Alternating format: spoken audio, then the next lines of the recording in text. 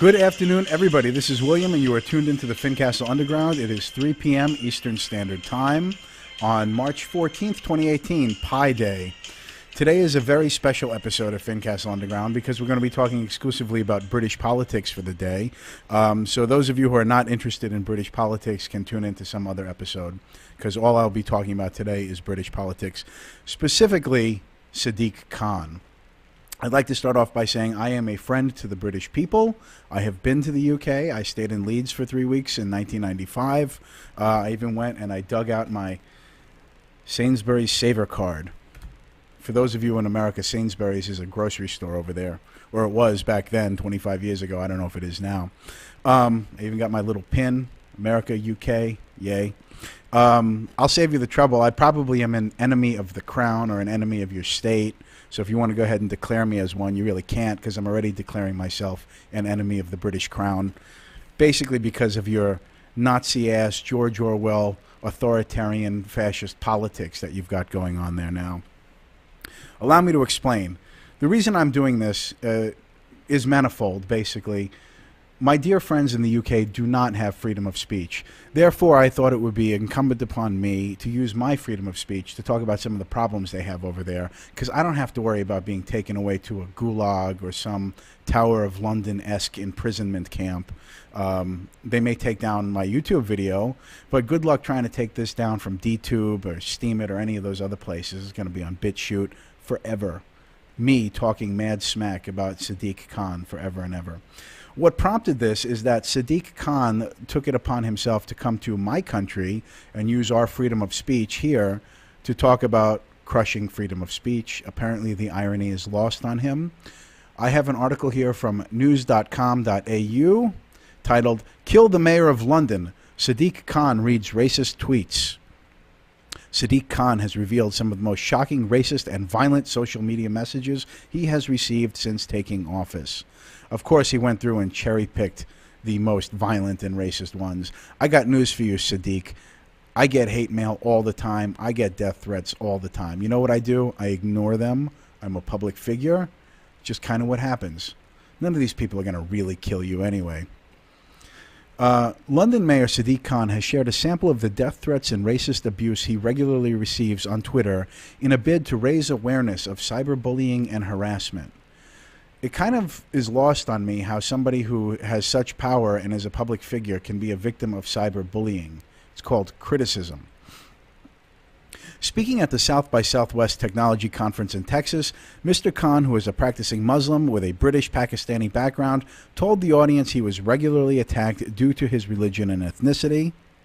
He read out 6 shocking tweets he had received and urged social media companies to crack down on hate speech spread on their platforms. I'm not going to read the tweets he shared. According to The Independent, Mr. Khan used his speech to highlight how damaging online hate speech and racism was for minorities, especially children. It's always for the children, isn't it? I got news for you. Children usually have more of an awareness of how the real world actually operates than the adults. We live in this fairy tale world where we're going to try and protect the children. It doesn't really work in the internet age. These kids have the internet themselves. They've seen things that I didn't see till I was in my mid-20s. All right. And what about the young girls and women who are being driven from these platforms, reversing our long fight for gender equality?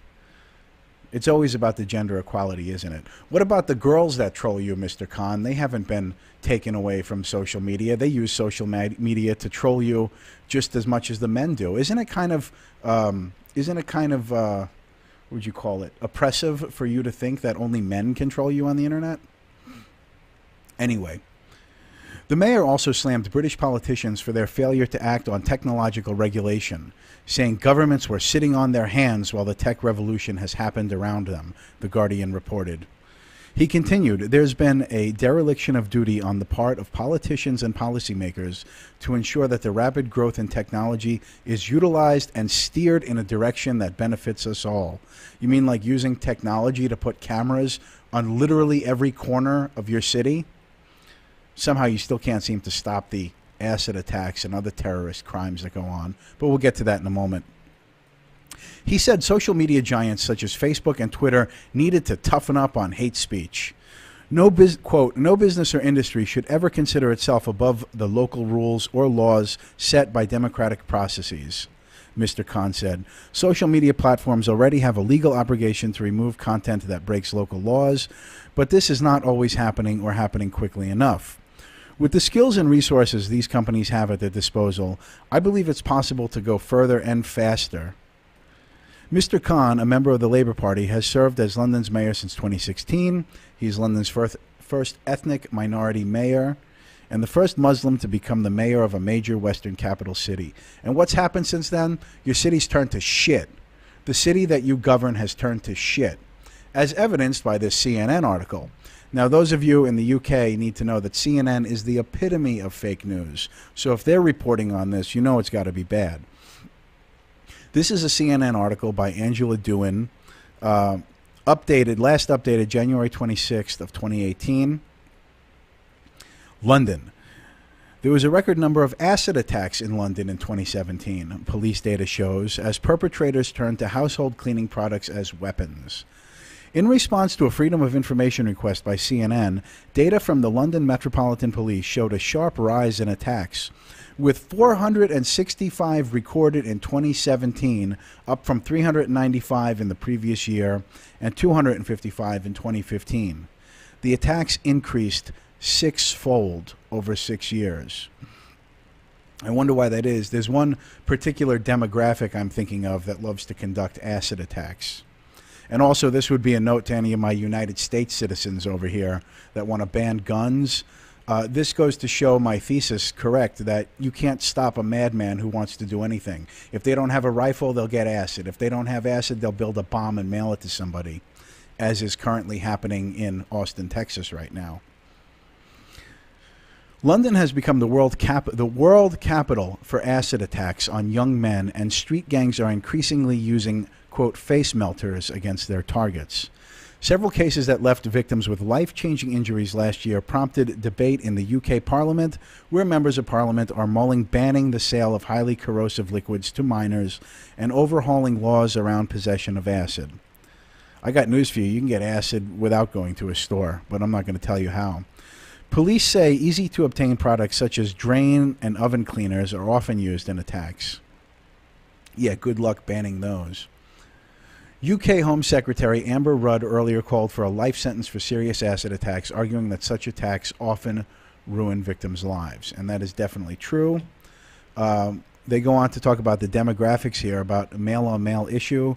Additional police data from the first 11 months of 2017 show that the attacks are predominantly a problem among young males. They don't say what ethnicity or race of young males. More than 75% of suspected attackers and around 60% of victims were between the ages of 10 and 29. In terms of gender, 71% of attackers and 72% of victims were also male. That seems like a lot, but that leaves also almost another 30% that's female. So there you go for gender equality, Sadiq. This is where London bucks the global trend. In many other parts of the world with high numbers of acid attacks, such as South Asia, the act is overwhelmingly carried out by men against women they know. While the new figures show a dramatic rise in London acid attacks in recent years, they also show that previous records had been exaggerated. They go on to talk about how some of the previous numbers, they counted as if a person had acid on them and didn't actually use it in an attack. They counted it as an acid attack. So this article here attempts to stabilize some of those numbers. Then here I have an article from the Daily Mail. This one was by Abigail Gillibrand. This one is from December 20th of 2017.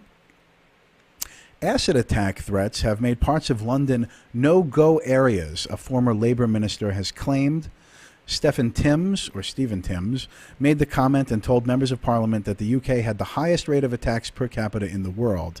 Members of Parliament debated the response to corrosive substance attacks, and the long-standing Labour member of Parliament, East Ham, the way England is, I don't know if that's somebody's name or a location, East Ham, called on the government to take significant action.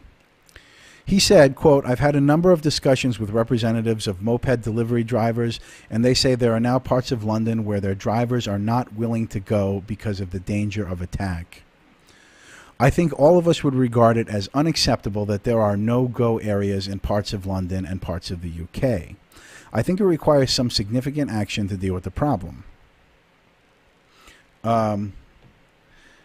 Anyway, and then now they're debating on, what to do. Of course, the answer is always, ban the acid substance itself. Never get to the humanity, the cancerous part of humanity that causes these attacks or is responsible for these attacks. The answer is just ban drain cleaners. Okay. And of course, this goes along with Sadiq Khan and his infamous statement that says, London mayor says being prepared for terror attacks is, quote, part and parcel of living in a major city. Well, I've got news for you. I grew up in New York, Long Island, New York, in the 80s and the 90s. Pretty rough town. Many people would say that New York is the capital of the world, the city of the world, the most major city in the world. And I can't recall any time where we had people running around tossing acid onto other people on the subway or anything like that. In fact, while we have had our share of terrorist attacks, most notably the Trade Center bombing, the World Trade Center attack on 9/11, it's surprisingly rare in a city of that magnitude. Just wasn't going on. So no, Sadiq, living in a major city does not mean that you have to prepare for terrorist attacks as like this ongoing thing. It doesn't usually happen like that. Excuse me a moment while I quench my thirst.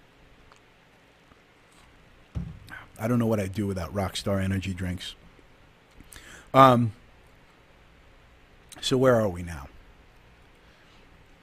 Of course, as I was saying, the solution is always to more oppression, more control over freedom of speech, more surveillance, more bans, never getting at the real heart of the matter.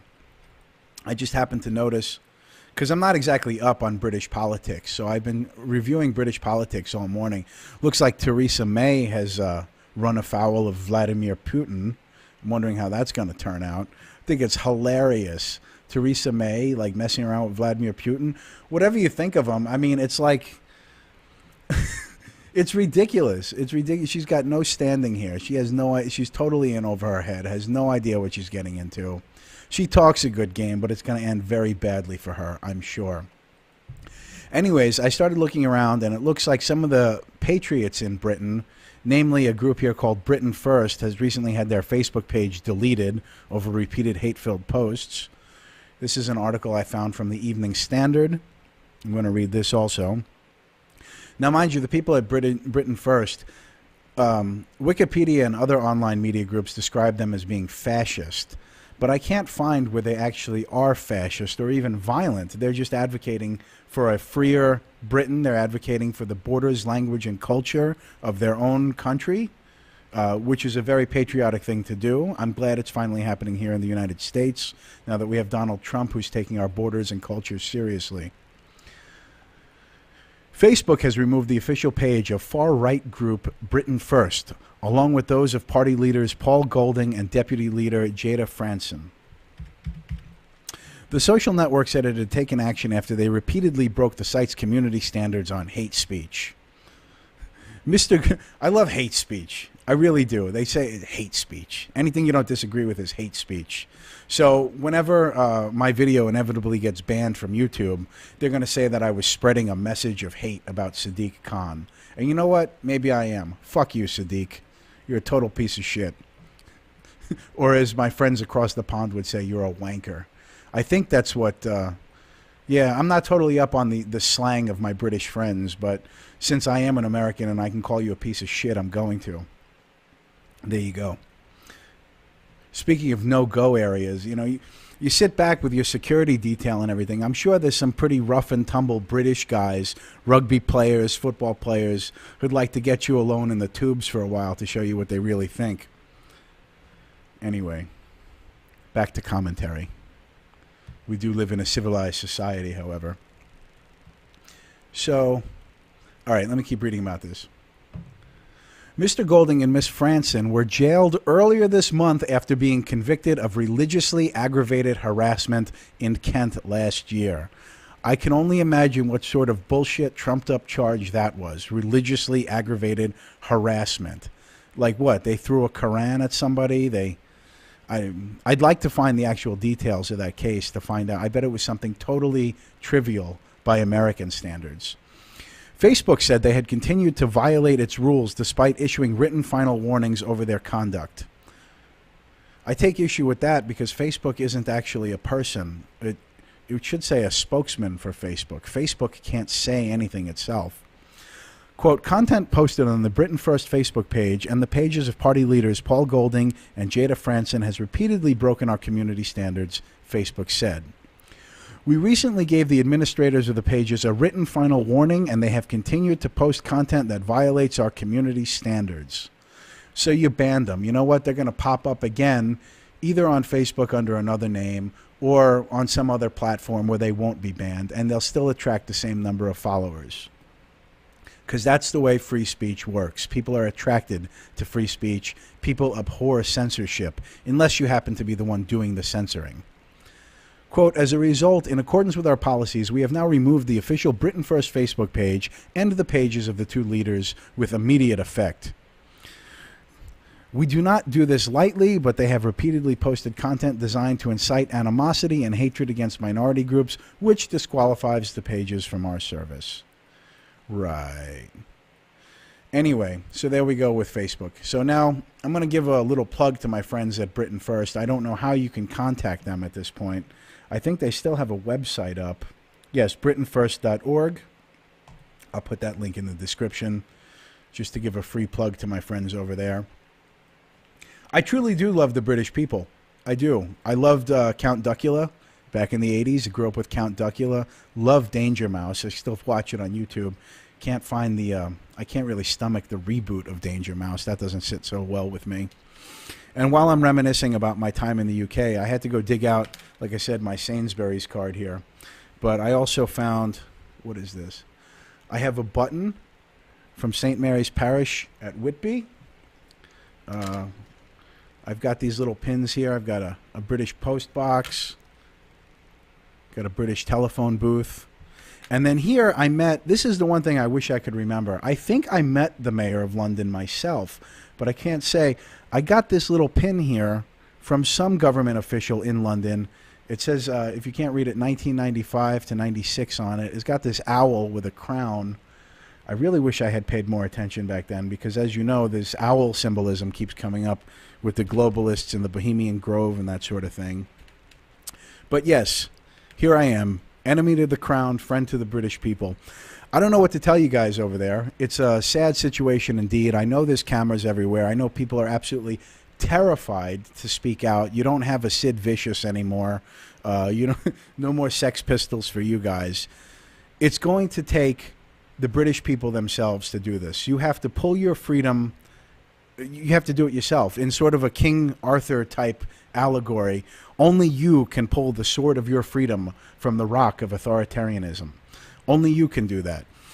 Incidentally, also, I would be remiss here if I did not mention Dr. Michael Savage, who is a radio talk show host here in the United States.